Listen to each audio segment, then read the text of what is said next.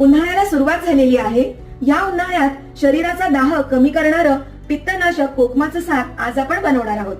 कोकमाचं सार बनवण्यासाठी 15 ते 16 कोकम अशी गरम पाण्यात 15 मिनिटं भिजत ठेवायची. हे आता व्यवस्थित गाळून घ्यायचं आहे. गाळून झाल्यावर त्यामध्ये थोडंसं पाणी घालायचं आहे. आता यामध्ये चवीप्रमाणे मीठ आणि गूळ घालायचं आहे. एका कढईमध्ये साजूक तूप गरम करून त्यामध्ये थोडंसं हिंग, त्याचबरोबर जिरं, चिरलेलं आलं, कढीपत्ता, थोडीशी चिरलेली मिरची आणि चिरलेला लसूण घालायचं आणि हे छान परतून घ्यायचं.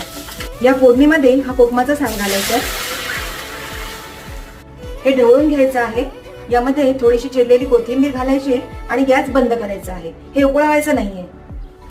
हे पहा, तयार झालेला आहे उन्हाळ्यासाठी खास पित्तनाशक कोकमाचा सार. हा तुम्ही भाताबरोबर देखील खाऊ शकता किंवा असा देखील प्यायला तो खूप छान लागतो.